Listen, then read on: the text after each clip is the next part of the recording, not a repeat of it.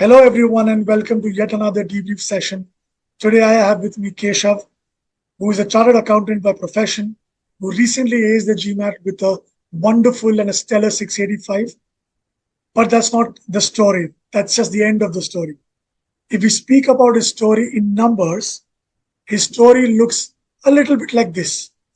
He started with his diagnostic test with a 515, where he scored a V81, Q72, and a DI73. In his first ever GMAT focus addition attempt, he scored a wonderful and an inspirational 675, right? And he wanted to improve his score, and that is why he went for a reattempt. And this time, when he came back, he scored a 685 with a mammoth V87, a Q85, and an impressive DI80. And to share his story, he is here with us. So we'll decode his entire journey, all the ups and the downs, all the rights and the wrongs that he'll share with you will certainly help you ace the GMAT just like he did. So welcome, Keshav. Thank you so much for doing this. How are you doing? Hi, Dhruv. I'm great. Happy after my second attempt finally. I was feeling a bit hard done by after my first attempt because, I gave a lot of marks. We'll discuss all of that. And I felt like I could do a bit better. But of course, when I was leaving the exam hall after my second mock, there was a sense of relief that, I think this is pretty fair. And now I can sort of like move on to the next stage of the admissions process. So still pretty much in that headspace right now. And yeah, So you were starting at a V81, yeah. which is a pretty decent score to start at with the verbal section, right? Even though you were at a V81, what challenges were you facing when you initially began this journey? Yeah. I think the biggest challenge that like somebody like me or with my background might face is with speed. Because and especially with CR questions, you would see that solving initially it feels like solving a question in 2 minutes, especially questions which are like Yeah, bold-faced questions, or it almost feels like how can I do this in 2 minutes? I think the timing was the biggest issue for me for the longest time, and I really struggled a lot initially with timing. I would understand things. I would maybe be able to solve a lot of questions correctly, but then I was taking a right, lot of time to solve them, which was not probably not the best way to go about it. Um, right. and even in reading comprehension, sometimes the size of the passage would worry me in terms of Yeah, because like I took the eGMAT course, and a lot of emphasis is always laid on understanding the passage properly before you move on to the next move on to the questions, right? yeah, And I'm somebody if I'm reading something, I really dive deep into it, and then I realize that I'm spending a lot of time diving very deep into it, and I might not need to do that. I just need to understand what's written there. I don't need to like link up everything. I don't need to strategize everything when I'm reading an RC passage. I just need to understand what is written, what is trying, like what are they conveying, the main gist of it. Spend a good 3-4 minutes on it, and then move on. So when I finally did that, I started saving more and more time on RC. And then also on CR, I think CR, I would say it was just practice. The more you practice, the more questions you do, the more comfortable you are in eliminating choices. I think which is the right, best way to solve CR questions is to like write down all the choices and then keep, tick, cut, keep, eliminate, all of that. right, And the more time you spend, I solved a lot of questions on Scholaranium. Like we can see the data there, and then the entire OG, the online OG and the offline one. Then all of those things really helped me sort of like improve my timing in CR. So I get more and more right. comfortable with the kind of language that might be there, so that I can approach it correctly. And the final challenge that I faced while I was refining my CR skills was traps. There are so many traps that they are set. They are set like for you have 5 options. So almost like half the time you'll be stuck in two options. You're like, okay, maybe this is also right, maybe this is also right. And you need crystal clarity of the reasoning and the logic if you are to eliminate and get rid of those traps. I think in my Correct. first attempt, when I got a 675, I had like an 86 percentile in verbal, Hmm. and I was really shocked because I was like, I'm supposed to be better at verbal than the other things, but how did I mess up so much? So Yeah. when I analyzed the questions, I realized that there are a lot of traps that I was falling in. All my mistakes were Hmm. mostly traps. So then towards the like second attempt prep, I was focusing just on eliminating those, getting rid of those problems and those traps. And I think that really helped me get to a stage where I got a 99 percentile in my second attempt, Right. which was all because of this, that I eliminated the options carefully and did not fall into the common traps that are there in the questions. Yeah. So I think that has mostly been my verbal journey overall. Okay. Okay. How about pre-thinking? What role did pre-thinking play in making your life easier with CR? I think there are some things that are some passages that you're really comfortable with, some questions, some topics, or like even the language in like, for example, there is a 2-3 lines passage in a CR question. Sometimes you'll be really comfortable with what's written there. You really understand it well. Sometimes you might take time to understand what's written and what they're really trying to convey. Sometimes the logic is very crystal clear. Okay, that this is the logic the author is using. This might be the flaw in it. And sometimes you have to really look for the flaw. Uh, you Yeah. know, really stress out about it. So for my approach throughout the prep was that I was anyway struggling a lot with timing. So Correct. my approach was that when I finish reading the question and understanding the question, I might spend maybe 10 seconds on thinking about, okay, uh, what could be the possible answer here? Let's say if it's like a Right. weakener, then I would possibly think that uh, I would spend more time on thinking about the logic, the author's logic and the author's reasoning. Then I would spend on thinking about the answer. So most of my Answer. pre-thinking Correct. involved thinking about the logic and not the correct answer choice. So when I would Correct. put the logic down, then it would be very easy for me to eliminate the choices. I think a big mistake that I was making initially was that I was thinking a lot about the possible answer choice. Oh, this might be a weakener, this might be a strengthener. And if I Right. won't find that strengthener in the options, I would get very confused and I would waste more time on it. So my Right. my approach, and people might try both these approaches, but my approach and my suggestion would be think a lot about what is the author's reasoning and the logic. And once that is crystal clear, the option will emerge automatically. It's almost magic then. Like you really understand that, oh, Right. this is hitting the point. This option is really hitting the logic really well. Right. Or for example, you would understand, yeah, why is this is easily out of scope because this does not talk about the logic at all. So that's Yeah. how you get rid of those traps as well. So I think that was the extent of my pre-thinking when I was solving CR patch. Right. Right. So you followed the course diligently. Yeah, You used pre-thinking extremely diligently with the number of questions that you've solved, not just on the eGMAT platform, but outside as well. yeah, This is what it shows. This is how your CR and RC abilities look like in the last 20 questions. yeah, This is phenomenal, right? And if I have to show you your RC scores, you started well. There was a dip probably because there was a lot of unlearning happening.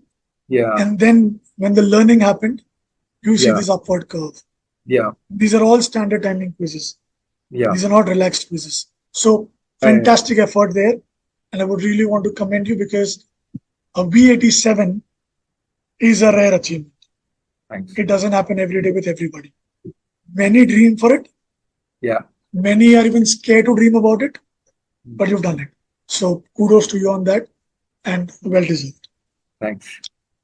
Right. Now let us move to the quant bit. Right. You are a chartered accountant by profession, and it is assumed that a CA is always good with numbers, Yeah, right? I'm sure even you would have somewhere had this in your mind that, okay, quant should not be that Yeah, big a challenge. yeah, Your totally. 5 and 5 diagnostic mock had a Q72. Yeah, And what is impressive is that you went from that Q72 to a Q87 in your first attempt to a Q85 in the second attempt. So even yeah, though you scored a Q85 in this attempt, which is due to test day factors also, yeah. but you did reach a Q87, which is fabulous. It's a 15-point improvement. Yeah. Take us through. How did you go about it? Yeah, so when I started with the cold mock, even during the mock, I felt a lot of these questions I'm not able to solve because I just don't remember the concepts. A lot of these concepts that we have in quant, for example, you have absolute values, inequalities, PNC, set theory. A lot of these concepts are concepts from your 10th and 12th grade, right? So it's not rocket science. But the thing is, you don't remember it as much as you do. So I was slightly confident that once I go through the course material, I would be able to improve because I never struggled with math in school. So I was confident that once I go through the course material, quant should be okay. But it really wasn't. Uh, when I finished my course, I did all the cementing from the course, and I passed the cementing after a lot of struggle because I think one good thing about the eGMAT course is that the cementing is very harsh. Like you have those timed quizzes, and especially the hard timed quizzes. Um, if you haven't put enough practice in, it's really hard to crack those. It sounds easy that, oh, I have to get a 50% to pass the cementing quiz. But if you like haven't done enough practice, you might not pass it. And then you're stuck in a circle where you have to keep practicing before you can move forward. So I think that process really builds more resilience in you in terms of how many questions that you do. And so I think I exhausted a lot of my cementing quizzes in Quant. Uh, but once I did that, I started feeling a bit better in terms of my quant prep. And then I started giving mocks. So when I gave mocks, I realized my verbal is decent. I'm doing well. And also, word of caution for people who might take MBA.com mocks in their prep. The initial mocks are relatively easy. You might get easier data insight sections, easier verbal sections, and it might not be truly reflective of the actual difficulty that you might face in the exam. So, no way you should think that, okay, if my initial mocks are going well, probably like maybe 1 to 3, the first, second, and third mock, it doesn't mean that the exam will be the same level. So, but even in those initial mocks, quant was a big pain point for me. I wasn't really able to, get more than maybe 15 or 16 questions right, which is not good enough. Yeah.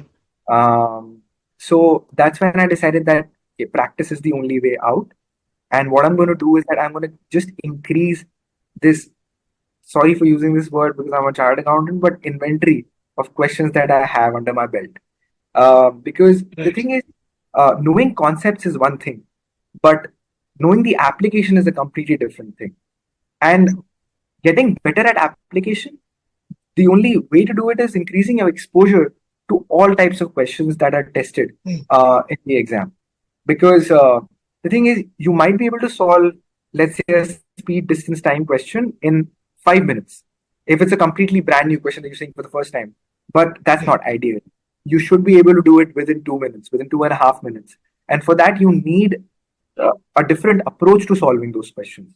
And that comes with practice. That comes with more and seeing more and more types of those questions, seeing the little tricks that you can use here and there to sort of do it. So my approach for that was GMAT Club because I almost, as you can see, exhausted a lot of Scholarinium questions by the time I realized that I Right. need more practice. And that's when I turned to GMAT Club. And on GMAT Club, you can filter out questions from different topics and stuff like that. So I started taking these 21 question quizzes on GMAT Club from the GMAT prep filter so that the questions that have been asked in the past, and you have the Hmm. GMAT founders who are posting really good quality hard questions on the forums and stuff like that. So when I started doing those questions, I was struggling a lot. I was still not getting, maybe I was getting maybe 16 right, 17 right at max, but I was still not getting a good score.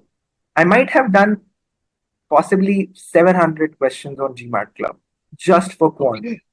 because I wanted to improve on quant. Because I was like, this is a pain point for me. And I would keep discovering new types of PNC questions, new type of theory questions, which honestly, it also sort of like became something fun because I was like, I was trying to figure out new approaches to solve questions. And then I would like, Correct. especially, I loved PNC and probability even as a kid. So, like, when I saw those kinds of questions and I saw the approach, some people have posted like beautiful approaches to solving those questions. So, once you get into that rhythm, you start liking it. So, then I was doing these like 40 odd questions every day. I spent 20 days just doing quant questions. And by the end of it, when I was finally doing these 21 question quizzes, I reached a stage where I was getting 20 right. I was getting 19 right. I was even getting 21 right. And I think that truly reflected in my first attempt in for the GMAT because when I got a 675 in my quant, I got 19 out of 21 questions right. And the two that I got wrong were quite decently paced. So like for example, the first one was maybe the 10th question, the second one was maybe the 18th question. So it's not like Okay. so there were decent like gaps between them. So Yeah. getting a streak of 9 questions correctly pushed my score to a 94 percentile or like something like that in quant. Yeah. And I would suggest if you're struggling with quant, the only way out is practice. No course, no concept practice can like no concepts can help you. No coaching classes can help you. They can only teach you the basics, but the application will come from practice. So there are a lot of resources available online. You got to finish the OG. You got to finish the OG review. Of course, Scholaranium, if you're an eGMAT student, finish the Scholaranium, exhaust it as much as you can. Because even in Scholaranium, you would notice the style of the questions asked is quite similar to the hard ones that are there Yeah. on eGMAT prep and the mocks. Even the medium ones that you see on Scholaranium are slightly towards the harder level. So it's a great resource if you're trying to improve. And you know, it will be difficult because after every quiz, when you keep getting questions wrong, you'll keep questioning yourself that where is my improvement? Why am I sucking so much at this, even after so much practice? But trust me, after you end up doing, let's say, 700, 800 questions, you will see results. You have to see results after that because you have been trying so much. You've put so much effort into sort of like getting better at quant. So I think Yeah. for someone like me who started with a 71, like you said in quant, practice was the only way out. Um, Getting the arsenal or the inventory of questions under my belt and increasing my exposure to the application, that how can I apply the concepts that I have learned in the course to different types of questions. And then it became so smooth through my first attempt. I had 4 minutes to spare when I was done with my quant section. So Wow, that's good. it was amazing. This time, in the second attempt, I got three wrong instead of the two wrong last time because a couple of questions were really challenging towards the end because initially I got a lot of them right. So that's why I couldn't sort of like ace it that much this time. But think about if the level was similar to what I got in the first attempt. If I have 3 minutes to spare in a section which is so time intensive, uh, I was really happy with my practice. So to anyone who needs to improve in quant, I think the best way is to just grind. Yeah. Do all sections, all types of questions that you can access of each section. First, I would suggest finish the OG, finish the OG review, and then Scholaranium, and then you have unlimited. Like there are what over 1,200 questions on GMAT Club. That should be more than enough for anybody Yeah. uh, to get better at quant. So I think that's a good way to go about quant. You just spoke about grinding it out if you want to improve. In the quant section, let me show people your grind. This is how your Scholaranium cementing performances look like. Yeah, They are fantastic. These are hard questions and they are literally hard questions. Yeah. The difficulty level of the quant section questions is at par with the official GMAT, and Yeah. you've been acing it like a boss, right? Yeah. Advanced topics. Let us look at your L20 stats, hard questions. You're way beyond the threshold, Yeah. right? You were talking about grinding it out. Yeah. I've You used used more than more than 100%. yeah, I think because questions from the mock also came into this and maybe Yeah, after you, yeah, no, I that's really true. exhausted it. Like every last drop in quant because I know. always felt quant is so much more tangible than verbal. Like Yeah, your performance and your practice is so much more tangible because the answers are in absolutes. It's very definite. And in you verbal, surely know it's right or wrong. yeah, and in verbal you always have that sort of like a doubt. Hey, whether Yeah, I've done well, whether this is right or wrong. In verbal, you always know at the end of the exam whether you've done well. I don't think yeah, anybody knows during their verbal exam. Like during both my exams of like attempts, I felt equally bad after the end of my verbal. I ended up with 99 in one, 96 in one. So it's it's verbal is unpredictable, but in quant you know yeah. if you're doing well True, or not. So I think I wanted to take control of the factor which is controllable in the exam. I feel like true. DI and verbal is not that controllable because DI is Right, so new, it's so unpredictable. But quant is something, there's so many resources available, so many things available online. I think it's one of the most controllable factors of the GMAT exam. And if you are right. looking to score good, I think quant is something you should really nail down because, and especially a lot of engineers will be able to do it very easily. But for somebody who is a non-engineer, I think it takes some sort of like this sort of like grinding to be able to feel confident while you're giving your quant exam. Right, right, correct. Now, when we look at your journey grades, they do indicate how diligently you were going about your quant prep as well, Yeah. how focused you were. These are all A grades, right? These are all good study habits that people should get inspiration from, right? Let us speak about this one feature that helped you save 25 to 30 precious hours of preparation. Yeah. That is the P.A.C.E. Yeah. This is just WP where you save more than 10 hours Yeah. of prep, right? Yeah. And overall, you saved around 25 to 30 hours of Oh, I prep. didn't know that. I never counted. So that's You amazing. didn't know that. Yeah. Let's then take a few minutes and appreciate this feature for you. Then look at this. You took these diagnostic quizzes. Just explain how did this work? Yeah. So I think there's two things to it. Like how does this work is basically I'll tell you the process first. You take a diagnostic quiz before every section, right? Yeah, And there are sort of like two, maybe sometimes there are two diagnostic quizzes that you take before yeah, every. What these quizzes do is that these are really intensive quizzes. They cover like all the topics that you might see in that particular module. So you would have somewhere between 8 to 15 questions, up to 15 questions in a diagnostic quiz. Now, when you give that quiz, and if you are doing well, if you're scoring like, let's say, for example, in this one, I scored 100%, you're able yeah, to skip a lot of your modules because the AI realizes that you're already good at this. You don't really need coaching for these topics. So they really move you on to the next level. So that's why it really jumped me directly to the GMAT skills activity because that was something that I might not know. So I think correct. it's really useful because again you can see here skipped more things because just because I knew like you will see in word problem there's percentage change, there's sale and purchase and all of that things that I was Yeah, comfortable with because of my background, right? And therefore I was able to sort of like skip those things and I did not need to sort of like do those topics because I already knew it, so there's no like point of wasting time, right? But at the true. same time, even if you score 100% on the quiz, like for example, the thing above sales is a very interesting example, or even sales if you look at it.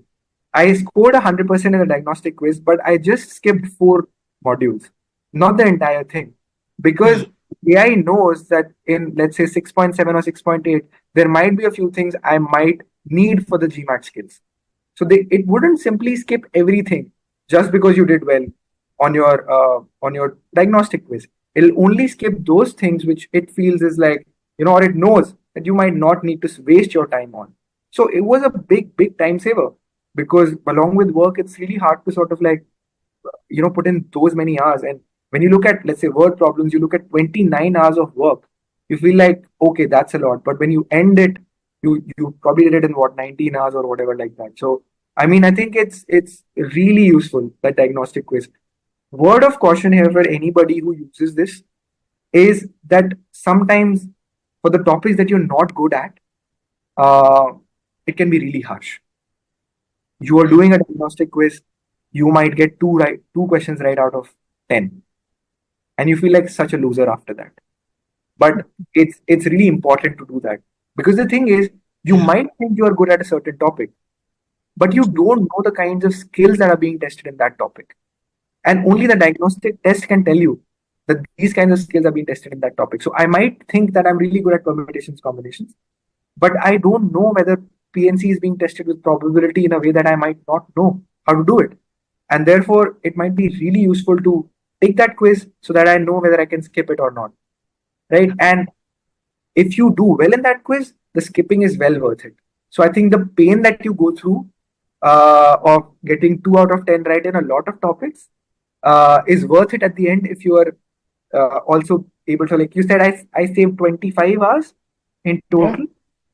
So imagine if, because of the fear of the fact that I'll feel like a loser after some diagnostic quizzes because I barely got anything right. If because of that fear, I wouldn't have taken any diagnostic quizzes, I wouldn't have saved 25 hours. So I think going Yeah. through that pain goes a long way in saving a lot of your time. And think about it, Dhruv, like if I saved those 25 hours, maybe that's the reason I was able to spend that much extra time on my quant practice on GMAT Club, right? Yes. So Yes. every minute saved, every hour saved is going to contribute towards your prep in a special way. So I think this is a feature that every eGMAT student must use to save their time, if they think they can go through the pain of sucking at some of the quizzes from Yeah. time to time. If you think that it'll affect your confidence really badly and you'd rather take it slow, you have the time to do it, then maybe don't go for it. It depends Yeah. from person to person. So maybe try it, maybe see if it's working out for you. If it's not, then no need to be so harsh on yourself. Uh, so now that we're done with the quant bit, let's move on to DI. Yes. Okay. If I have to show people your DI stats on Scholarinium, they again look phenomenal, right? So let's maybe see, look at You were your making me diligence feel like I level. should have gotten a better score. You should have. I think you underperformed, and then you can again, later Yeah. explain what do you think could have Yeah, yeah, led you to underperform and not get to the score that you deserve. yeah, But the effort was always there. You look at these grades; it's yeah, yeah, all A grade, it's all green, right? And yeah, the reason, Keshav, just for your knowledge, is why am I showing these grades is because when we onboard new students, new GMAT aspirants on the eGMAT platform, we always tell them that success on GMAT is about 30% maybe your intelligence and smartness, because yeah, people believe you need to be intelligent by birth yeah, to ace the GMAT. To yeah, just bust that myth that it's not just intelligence, maybe just 20-30%. yeah, 70% of it is diligent. yeah, yeah, yeah. If you're not Absolutely. intelligent but diligent, you'll maybe ace the GMAT before or better than the one who is actually 70% intelligent but not even Totally. 30% diligent. Totally. I think hard work and diligence goes a long way. And And you're a testament. Look at the scores, look at the grades, look at this. You were up, you know, DI 83 for up for grabs, is what I yeah, believe. yeah, yeah. Take us through. First, tell us, how did the course help you? How did Scholarinium help you in building this ability? Yeah. And then what do you think you could have done to maybe get a better Yeah. score than a DI 80? So I think the good thing about the course is that it tries to cover all bases. Like if you look at graphs and tables, it would look at not just the kinds of questions that are asked in the exam, but also all the possible kinds of graphs, all the possible kinds of tables that might be tested.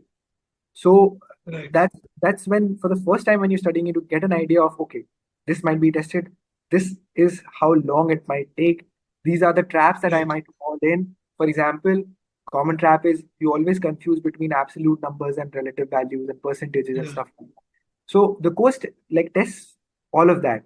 So you get comfortable with the kind of questions that might be asked. So if you look at graphics and tables, that's something that you learn, right? Yeah. And what is the approach that you should be taking towards analyzing a table, right? The When you start reading the question, first you have to understand the table first, and then you can move Right. on. So all of those techniques really help you sort of like understand how to approach each and every question. So I think with Correct. graphs and tables, that's the thing. And similarly in MSR, multi-source reasoning is such a beast, and we've always discussed Yeah. Yeah. how long it might take for one to True. solve the question. But I think the great thing about the eGMAT course is, anyway, there's such a dearth of DI questions online, right? Yeah. That it's hard to find questions which might be true reflection of what might be asked in the GMAT exam. You will find a lot of Right. questions even on GMAT Club which are TPA questions, but they won't be remotely close to what was actually tested in the final exam. And I can say that because I've given Yeah. it twice. But I think eGMAT somehow really gets what the OG has done and the online questions have done for on Yeah. MBA.com, and it tries to replicate that in a way that it tries to test those kinds of things that the MBA.com or the GMAT wants you to answer. So I think Yeah. that's where the course really helps, and that's why you will see again Scholaranium. I exhausted entirely because I could see that these are the questions that I'm seeing in mocks. These are the questions that I'm seeing in the final exam. Uh, Right. so that's how it is. Also, if you look at DS, there's a new beast in town which is verbal DS. Like Oh, yeah. first we were like really comfortable with numbers in DS, right? Because Right. again, definitive, you know whether there will be answer, whether there won't be an answer. But Yeah. verbal DS is a completely new thing, and now there are literally no questions online which you can solve to be more confident about verbal DS. Yeah. The good thing about the GMAT course, which I clearly remember, is that they have a separate section, like you can see on verbal DS, which sort of like help you understand what kind of verbal questions might be tested in DS, right? And how can you solve it within the time frame that you're expected to solve it in.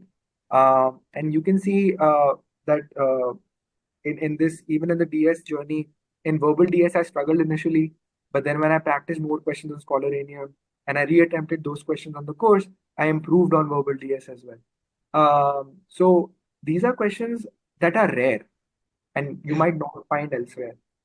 So it's a good resource that way, that you're trying to sort of like also solve those types of questions which are very similar again to what we see in the OG, what we see, the Yeah. style and the pattern in a way. Uh, and more importantly, not just the style and pattern, but you would see what are they really trying to test.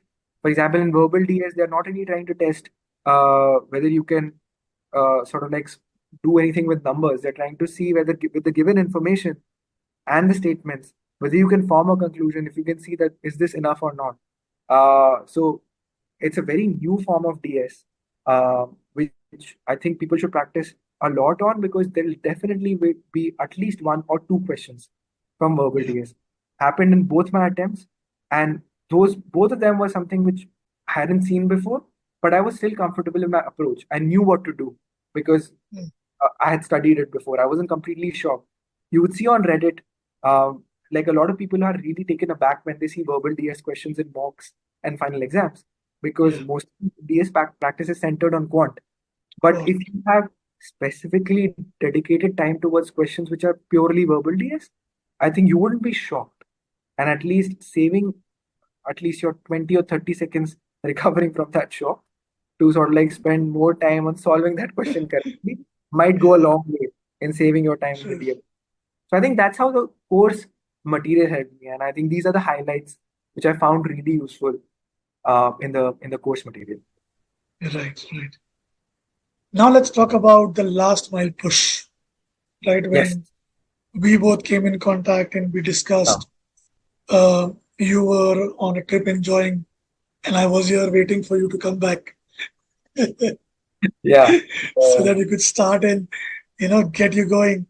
Yeah. Yeah. Um, I would really like to understand what role did LMP play uh, in your journey, and how were the last few days of the prep with Yeah. LMP with a dedicated mentor by your Yeah. Yeah. side? What difference does it make?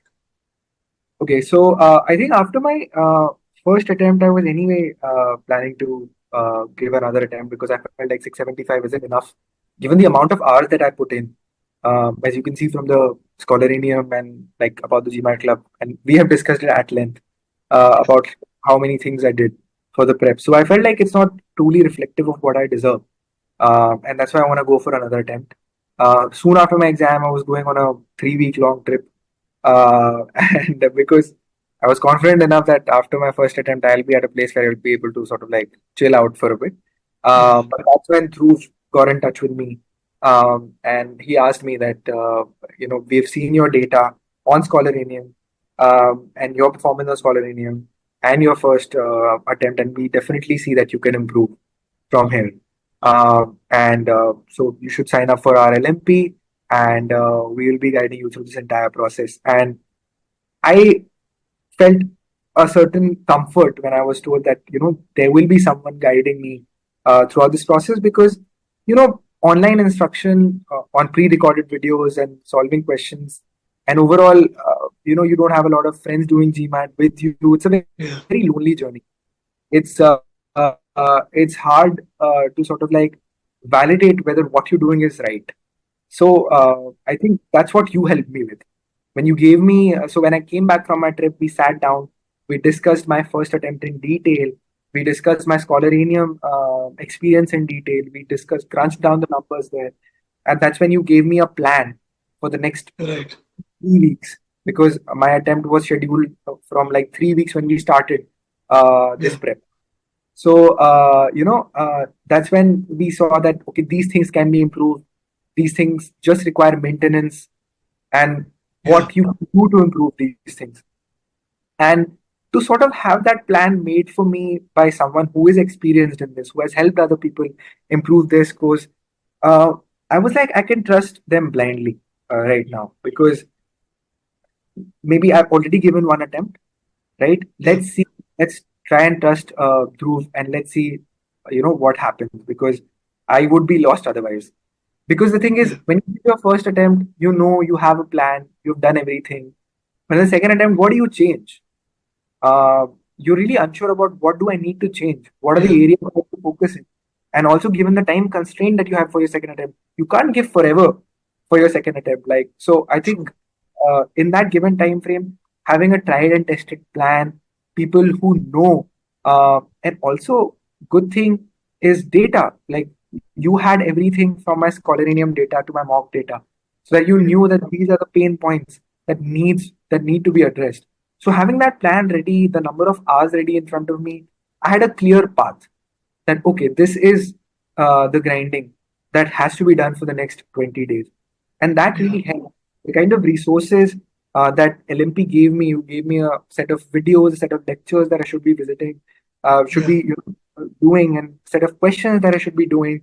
And I genuinely believe, Dhruv, that yes, my mock performance before my first attempt in verbal was decent, but I believe my improvement from an 86 percentile to a 99 percentile in my second attempt is due to the videos that I saw in the LMP. Like, for example, you sent me a video by Rajat on reading comprehension strategies. RC. Yeah, Yeah, and that video shed so much light on how should I strategize reading the passage, how should I strategize timing? A lot of yeah, focus was laid down by you after looking at my attempts, that how much time I should be spending on my second, third, and fourth question. How much time should I be spending on my first question? And when I yeah, uh, just took a leap of faith, and I was like, okay, I'll stick to what Dhruv and Rajat are saying. I will, not spend more than these many minutes on the first question, not more than these many minutes on the second, third, and fourth question. When I started doing that, you can see like my RC performance improved. And not just that, it saved me time for CR, because I was able to do like if you think about an RC passage, a long passage with 4 questions, if I am able to do that in 6.5, 7 minutes, it saves me so much time for a tougher CR question, which could, Right. take more time in eliminating and stuff like that. So I think that comfort of solving RC quickly gave me more time to spend on like tougher CR CR questions, questions. which then I was able to nail right and ultimately get a 99% time. So I think if I hadn't seen those special videos or specifically and hadn't done that timed practice on CR, I don't think on RC I wouldn't have improved. Maybe because then it could have been a stroke of luck in verbal, but I went into the exam with a much better strategy, which made me feel much more confident that, hey, boss, RC question, let's do it in 7 minutes. Yeah. 4 questions, 3 questions, let's do in 6 minutes. So I was much more confident when I was approaching RC questions, and that gave me more confidence for CR questions. So I think that particular thing really helped me a lot. Now, when it comes to a particular thing about RC and verbal, that was useful. I think some videos on like TPA also were really useful because again the strategy that you use for solving a TPA question is like essential because a TPA question without any strategy could take 5 minutes. I Yeah. feel like TPA questions are one of those types of questions which could be the hardest. If the GMAT wants to test you, they can really test you in TPA. Because again, it could be a mix of verbal and quant, it could be purely quant, it could be purely verbal, right? And even in verbal, there would be such heavy paragraphs which you're expected to solve in what 2.5 minutes. So I think strategizing two choices and the right way to do it is also very useful. So I think Right. I ended up getting uh, maybe 2 or 3 questions right in my attempt in TPA. And I think credit goes to those videos that I saw because they would especially focus a lot on strategy and doing it within the time limit. Yeah. And lastly, I think through your personal support, when you told me that uh, when I was struggling in one of the mocks, I think 2 mocks Yeah. I were fairly well, like decent. Um, Yeah. and one was really good, one was decent, one was really bad. And after that, 635. yeah. So yeah, I got a 635 in one of the mocks, and I was like, okay, I'm what is happening again? And we got in touch again, and you told me that it was important that you reminded me that you shouldn't judge yourself on just on the basis of this mock. And then also before my exam, I got unwell for like 3 days, and Yes. then Just we got before the exam. just before the exam, and I got down with viral for some random reason in the middle of the summer. I just don't understand why. But that's when also you told me that, believe in your prep, believe in what you have done, and just focus on recovery. You Yeah. told me, you gave me a deadline that, okay, this is the right time for giving your exam mock, last mock. Don't go beyond that. Keep your prep to this extent. Focus on these things towards the end. I think the confidence that sort of support gives you is immense because I think at the end of the day it becomes a game of confidence. Yeah. Right? A lot of prep you might put into, but if you're not confident going into the exam center, so I think with the LMP, I felt that sort of backing uh, that I had with you and that sort of trust that I had with you that, okay. And also at times you pushed me when I was messing up my medium questions. You really pushed me and said that, Keshav, Yeah. you should not be messing up your medium questions. You're not that person. And yes, it was hard to hear. It was harsh, but but it also motivated me that, yeah, Yeah. maybe Dhruv is right. Maybe I should be doing better. So I think those kinds of things. And then finally the exam strategy. I think my first attempt was a verbal quant and DI attempt, and the second attempt was quant verbal and DI. And we decided that on the basis of the data that we had, on the basis of the confidence that I was feeling at that point of time, and also on the basis of the ESRs that you have analyzed in the past. And Yeah. I think starting with quant definitely helped me because I was more confident going into verbal. Because again, for me, quant is a more definitive thing. And because I knew that I have fairly done quant okay, because I somewhere knew that out of 21, 18 or 19 I right. I ended up getting 18 right, I think. Yeah. Yeah, But 18. yeah, but I thought 18, 19 is fine. 21 is for mega engineering nerds. I can't get there anyway. I think 19 is a good benchmark for me, given how much I've struggled in quant in the past. So I was more comfortable going into verbal. So I think that strategy with the LMP also really helped me in my second attempt. And Right, right. also the MSR strategy that we strategized on how to deal with the Yeah. LMP. That was a very last minute input, but again, it I think it saved me a lot of time. We haven't discussed that actually, but like the MSR strategy that we finally adopted, it turned out Right. well. Some questions were, I think, 2 out of 3 were right, but MSR was done within 5 minutes. So I think Which it saved. question was it, MSR? Was it in Uh, the first 5 questions? no, I don't remember. We can check it. I think, but it was maybe sixth, seventh. Oh, Uh, gee. so then I was Okay. like, no, actually, I remember clearly. So it was my fifth question.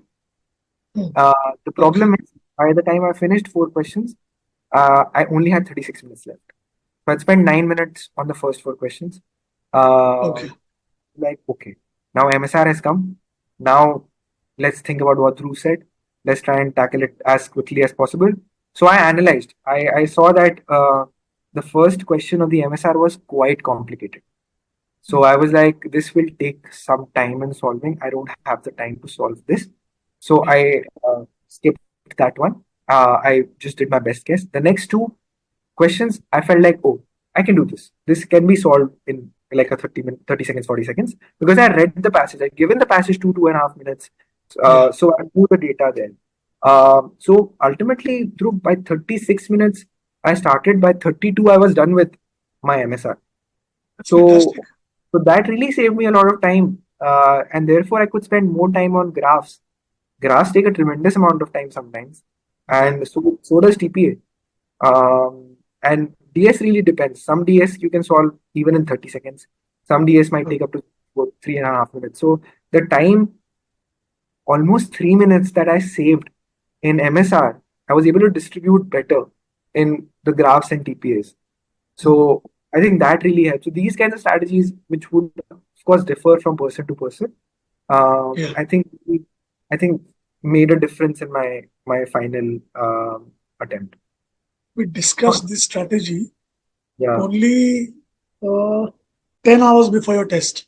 yeah. The night before my exam, Yeah. 10, yeah, 10 p.m. in the night, I think. 10 p.m. in the night, I had my attempt starting at 8. Yeah. So just 10 hours So before your it attempt, was quite last I minute, but sent you a voice note. send me a voice note, all the best, and for MSR you can do this. And I was like, okay. First, I was like, oh, this is new. And then I decided that, listen, if Yeah. I feel confident with the passage, I will spend time on it because I've always Yeah. gotten mostly all of my MSRs right. Yeah. But that really helped me because the moment I saw that the first question is going to take a lot of time, because some questions, they're just data heavy. You just have Yeah. to compile all the data, use the calculator, in DI. And I was like, this is going to take a lot of time. Let's just take the best guess and move on. So sometimes those kind of Yeah. risks also help you because of that I was able to sort of like do better in TPA this time and Yeah. DS. So I think I did more questions correct this time than the last time in my DI. But the reason I Okay. got first question wrong in DI, Oh, you were the first one wrong. or the first one wrong, is probably That's because the overall difficulty fell and it punished me. I think the exam really punishes you if you I get. think I think this time you started with quant, right? I started with Quant, yeah. So DI went really well. So the first DI question would have been difficult because verbal went Because really verbal well. went really well. In fact, the Yeah, first two were really difficult, yeah. That's why I spent like 9.5 minutes on my first 4 questions, which is, still it's very decent. 9.5 minutes. I mean, but we had still, discussed right that you must take your yeah, time on the first 5, 6 questions, which I did. and you It can do. backfired because I messed up a couple of those first 2 questions. But I think it's a good idea to spend some time on your first questions. And again, like Initially. we discussed, once you get in the flow, you might be able to solve like towards the end, the last few questions in a much quicker manner when you solve Yeah, the initial few questions. So it's all about getting into that flow and the groove. I think, Also, I took a break after my quant and verbal, and I started after the break. Um, I have been wondering if I should have taken that break or not. Sometimes I think the overall flow, when you're in the flow, I think it really helps. A 45 minutes extra might not hurt that much. So I think if somebody is giving their mocks right now, they might take that strategy also. Then maybe Okay. not take a break. Maybe see without taking a break if you're comfortable or not. Mm. Because getting up, going out, you have to do all that palm vein sensor scanning. You Yeah. barely get 3 minutes of breathing time.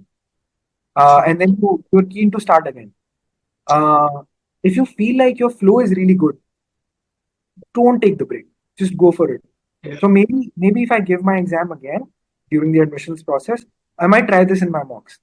Um, Mm. and then in my final exam, I might go without a break. I think Yeah. because getting into the groove takes time, man. Like even if when you start your exam, you see the first question, you're like, it's gonna take you some time to get comfortable. So one trick that I used for getting comfortable before all of my mocks, also again picked up from you, was that I did a warm up before my mocks. I would wake up and do I just do four easy questions from Quant. That's it. Four easy ones, and not even practice or not even like exam mode. Practice mode. After every question, you see the solution. So you would realize even easy questions might take over 1 minute for you because Yeah. you're not in the flow. You're not But warmed up, no? yeah, but if you do that warm up before your exam, so my exam was 8 in the morning. I woke up at 6, got ready. I did my warm up. I did five easy questions at 7 in the morning. So when I did that, and then I went for my exam, when I sat down for my exam, uh, I already had done some quant in the day. Four different types of questions. Pick one from algebra, one from word problems, one from number properties, and one from advanced problems. If you do that, uh, you know, you get into the flow, you get into the groove. So when you see your Yeah. first question if you're starting with quant, if you see your first quant question in front of you, you will be more comfortable with it. You will take less time in Yeah. reading it. You will take less time in strategizing how to solve it, and you might be able to solve it way quicker than you think you can. But if it's your first question of the day, it might take time. You might mess it up, and it has happened with me in a lot of mocks.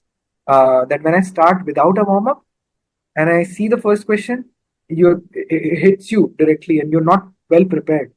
And the thing is, if you don't start well in your exam, I don't think it's going to help you. I think people say even that the test is very adaptive. So even if you've made mistakes in the beginning, you keep getting the questions right. The test will not be that harsh. It will be forgiving. I don't really agree with This is not. because I feel like if you mess up in the beginning, the test will punish you because in the beginning you might get easy and medium questions. If you mess up those questions, you might not even get that many hard questions. And even if Yeah. you get 20 or 21 right in quant, because you haven't done the hard questions, your percentile still might not be above 90. It's very Yeah. harsh. So getting the initial ones right, I think so. Despite the fact proof that I had three questions wrong in quant, the fact that I had first 13 questions right is the reason I have an 89 percentile problem. Yeah. Because if you not imagine first 13 right and then three wrong out of the next eight, because the difficulty went to that level in the next eight. Yeah. Uh, but because I had the first 13 right, I was able to face the most tough questions that they might ask, which I messed up, yes, but I still got an 89 percentile because the first Yeah. 13 was right. So I think getting a streak of questions right is also very important for your practice. So whenever you're practicing, practice in sets of fours, then practice in sets of eights, then practice in sets of 12s. I started practicing in sets of eights. I would do eight questions in a set, then eight, and I would see how many I'm getting right in a streak. Mm. I would inevitably mess up That's after nice. 12 That's or something 13 new. questions, I'll keep that in mind. which also, yeah, because this is, I think I read it somewhere on Reddit. It's called the Okay. streaks method, that people do Okay. questions in streaks. And people say that like for verbal, if you are aiming like a 735 plus or something like that, you should be getting 20 right in a streak. That's when you will be more Okay. comfortable. Um, but 20 in a streak would almost be like the sectional mock for me, right? So I did not find that very useful. I felt like I would do it in streaks of 8 or Gotcha. 10 or 10. So that's what I started doing. So most of my practice quizzes before my second attempt, if you would see, are in streaks. There are Okay. 8 questions, because I thought two from each topic in quants, two from each topic in DI, and then you have maybe like one passage and three CR questions. So those kinds of streaks I started building. I think Right. if you get used to solving 8 in a row correctly, 10 in a row correctly, uh, you start building that focus. Uh, Focus. so yeah, you don't lose that focus. Then maybe after 8 questions, take a breather, man. Like even during the exam, if you feel like your timing strategy is fine. So for me, I split the exam into four sections. So, for example, my verbal strategy was I would write on the top of my like sheet, I would write 35, 24, 13, and 2. So my strategy, because verbal has 23 questions, I would split into 5, 6, 6, 6. So I should be done with 5 in 35 when the timer is showing 35. I should be done with 11 when the timer is showing 24. I should be done with 18 when the timer is showing 12 or 13. And then Okay. I should have 2 minutes left for review. So I would split the test that way. And if at Okay. any point in time I was lagging more than 2 minutes, then I would try and speed up. I would try and speed up somewhere in RC. I would try and speed up somewhere in CR. If I feel like question is taking too long, I would just jump to the options and try eliminating them quickly, not Yeah. dive into it. Similarly for quant, you can split it into 35, 24, 12 and 2, or 13 and 2, whatever you feel you're comfortable with in your mocks. And then in quant, you can split it in 6, 5, 5, 5, because then you have 21 questions. And then in I would recommend splitting in 35, 25, 15, and 5, because sometimes towards the end in DI, you might get a question which is from graphs, tables, or like my last question was a tables question this time. So you might two Okay. minutes, 3 minutes might not be enough to solve it. It might take time because you have to analyze each problem statement. There might be three problem statements in a table question, and you have to Right. filter out for each, right? So it's better to leave 5 minutes margin for DS at the end. Uh, Despite leaving that margin, I had only 1 minute left for my last question. So it's like a word of caution that DI takes a lot of time. Uh, Yeah. Even if it has the least number of questions, I think it's most time intensive. I feel like, and so I think breaking your exam into four parts, depending on the time that is left on the screener, because you don't know have if 10 minutes have passed. You know that Yeah. 35 minutes are left. So it's a little Okay. thing, hey, that you can strategize. So I Right. split all my sections into four parts, and all my mocks I strategized like that. If I felt like I'm lagging, for example, I felt like if I spend too much time on the MSR, like we discussed in DI, I would start lagging.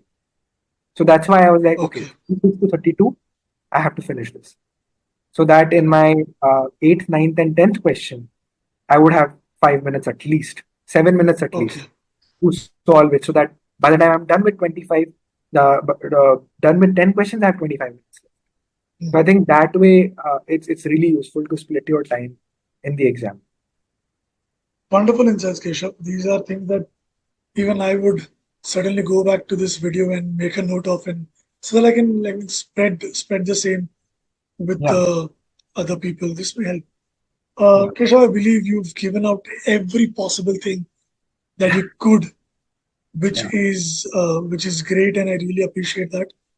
Uh, because you need intent to do that, right? To give it all so that nobody is devoid of getting the yeah, best, yeah, right? yeah, And I really appreciate that thing that you've done. So thank you so much for that, Keshav. We are here now at the end of this session. So any last words for the viewers, GMAT aspirants?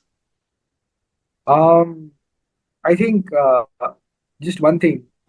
If you're struggling in solving questions, if you're struggling getting good scores in your tests, in your quizzes, in your mocks, uh, don't give up.